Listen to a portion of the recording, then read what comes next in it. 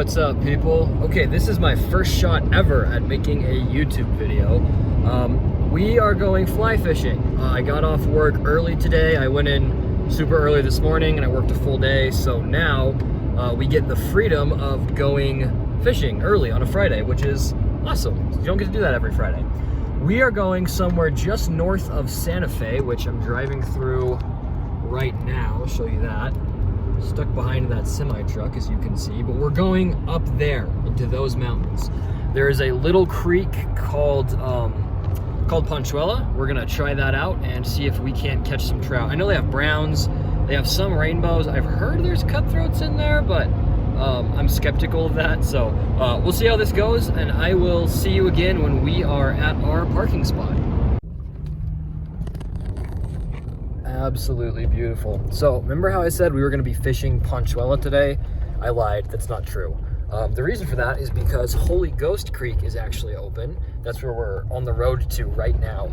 And it's not typically open around this time of year. And I've never fished it this late in the year. So I'm actually really curious as to what this will produce for us today. And also I have a hunch. And here's the thing. I love fishing dry flies, okay? Dry flies are the kind that float on top of the water as opposed to nymphs, which are, you know, underwater flies. I much prefer dry flies, and typically this late in the year, it's too late to throw dries. But I have a hunch, and that hunch is basically that it's too, like, smaller fish are more likely to go for dry flies. They're more active, they're gonna be floating closer to the top of the water. So if there's anywhere that I'm gonna get dry flies, it's gonna be a spot with smaller fish. And there's definitely smaller fish in here. So we're probably not gonna catch any lunkers today. You never know, we might, but we probably won't. And that's okay, that's by design.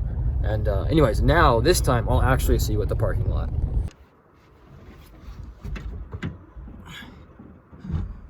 Okay, here we are at the parking lot finally. We're gonna go ahead and load up. I think I'm gonna put waders on, although to be entirely honest with you, this creek is small enough, I probably won't even use them. Anyway, so first up, backpack. In the backpack goes lunch, which is a backpacking meal I had left over. Little stove kit here. Extra propane because you can never be too prepared. And for now, that's, oh wait, no, one more thing. And water, of course. Gotta always have water. That's one of the most essential parts of this whole operation is the water. Okay, go ahead and zip that up. And next up, wading. So I will be wading in my Sims waders, which again, are very overkill for today.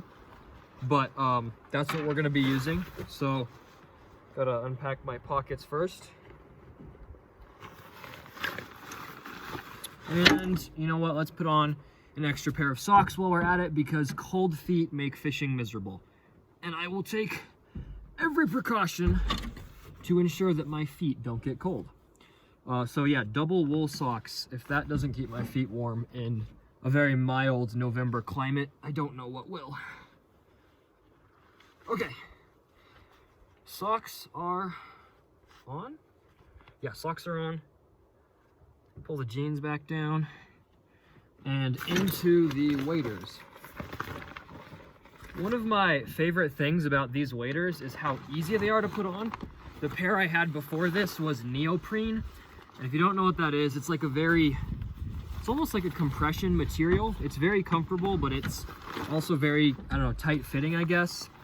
And sometimes when I was trying to put those on, it would be so hard to get my feet down into them.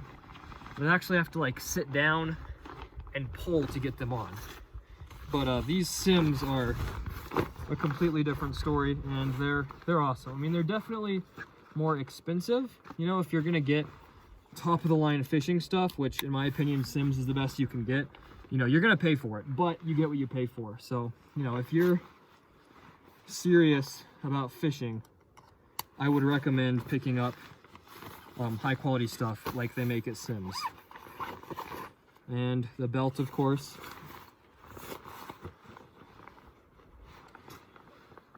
Okay, waders on. Next up, the boots. This is the Sims not Freestone. I don't have that much money. Tributary. These are the Tributary Sims waders, or wading boots, excuse me, which are also incredible. Again, it's worth buying the good stuff if you're serious about it. But, you know, as you can see, well made. They grip the water really well, or the rocks underwater really well, which was important to me because I do a lot of fishing in the summer, especially in Southwest rivers. And in Southwest rivers, oftentimes during the summer, it gets warm enough that a lot of those rocks like to grow moss. And moss is an infernal surface to be stepping on underwater, and often has caused me many slips in the past. So these do a great job. Again, Simms tributary waders and Simms tributary wading boots. Incredible.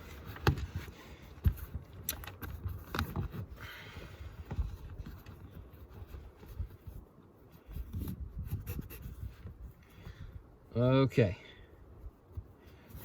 we are all tied up on the waders. I will take you guys with me. Whew, just look around though, honestly. I mean, that is hard to beat. You can see the grass is kind of dying slowly. It's not totally dead yet, but it's definitely getting there. And over this way, that's over where the river is. And you can't even see the river. That's how small it is. It's really more of a glorified creek, if I'm being totally honest. But man, look at those aspens. Absolutely beautiful, guys. This is awesome. Absolutely awesome. Okay, I'm gonna finish getting myself all packed up, and then I will, probably next time you see me, we'll be tying on flies, which is always exciting. Time to string up the fly rod. Today, I'm using a 5-weight, and the reason for that is I always use like a 6-weight up here. Back when I was kind of bad at fishing. I'm still not great at fishing, but back when I was more bad, and it was just a little bit too much weight. These fish are small enough that it often became difficult to feel or see the hit. The line was just a little bit too much. I didn't need that much heavy-duty gear for, you know, very small trout. Most of the trout up here are going to be browns, and a lot of those browns are native, which is super cool. If you can catch natives or stalkers, I think every fisherman in the world will tell you natives are a heck of a lot more fun to catch. Now you might be wondering, Eli, why in the world is the last section of your fly rod blue and the rest is gray? That's a good question. The answer to that is because I am an idiot and I broke the 4th section of rod on my gray one. Here, let me see. You can see that there. Focus. Yeah, there you go. As you can see, it's a little bit broken at the tip because I broke it. So we replaced it with the 4th section from my 6-weight fly rod, and I'm hoping that doesn't mess up our strategy a little bit too much today. Now, as for the fly, like I said earlier, I love fishing dry flies, so if there's an opportunity to do that, that's always what I'm gonna do. I have a pretty hefty selection of nymphs if we need them. My hope is that we won't. But first and foremost, we will be starting with a dry fly. And my favorite all-time dry fly is the elk hair caddis with a black body, tan feathers, and a little gold rib on it. That guy right there, which naturally you can't see. Anyways, that's what we're going to be using. I'm going to go ahead and tie that guy on, and I will be back at the river. Okay, guys, here we are at the river. Sorry if you switched angles. I had to move my phone to my front pocket because I don't have a GoPro. I don't know if you guys can see that, but I just saw at least 3 or 4 decent-sized trout down there. Oh, one went over the falls. And something I always like to do is you just step back and just look at the water and just kind of survey what we're working with. And what I see here is, first of all, it's tiny and it's super clear, which means we're gonna have to be super stealthy as we approach. Just a second ago, I saw like 3 right in there. Oh, there's one. I don't know if you guys can see that. Little brown just went over the falls. That's awesome. That's great news for us. And when you're fly fishing, you always want to work upstream. So, yeah, I already threw a couple casts here just to test out the water, but I'll throw a couple more just so you guys can see. Put that right in the back corner there. Let that fly fall down that riffle right there, and repeat.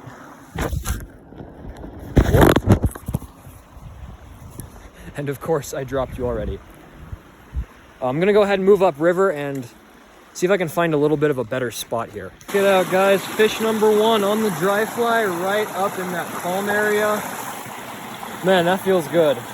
Sorry you guys didn't get to see it, but we'll let him go here. Yep, he's good. Woo! That's 1, baby. Let's see if we can get another one.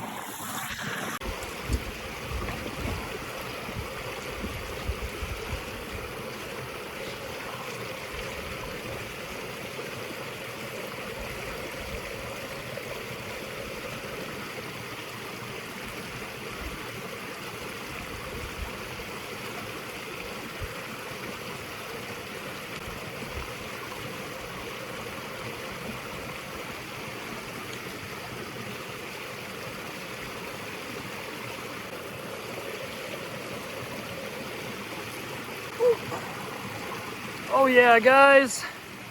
Woohoo! Number 2. Looks like a rainbow this time.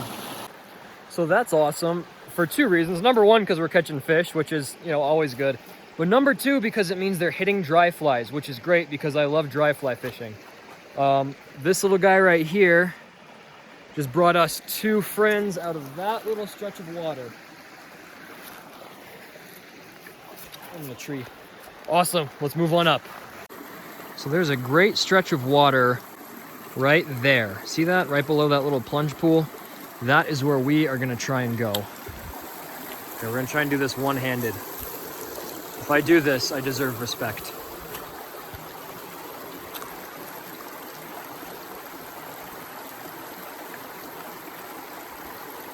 Okay, cast number 1 was a dud because my frickin' fly sank.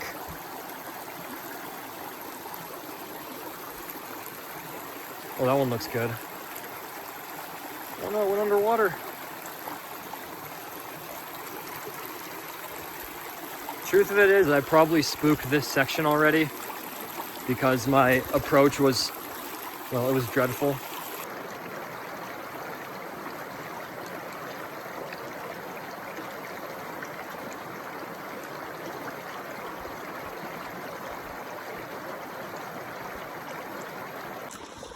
Fish number 3. Sorry I didn't get this guy on the camera. Check that up there. Okay. Fish number 3. Decent brown. He's very dark. Very dark brown. Little on hook. Back to the water. And he's good. We're on 3. That's not bad. Not bad at all.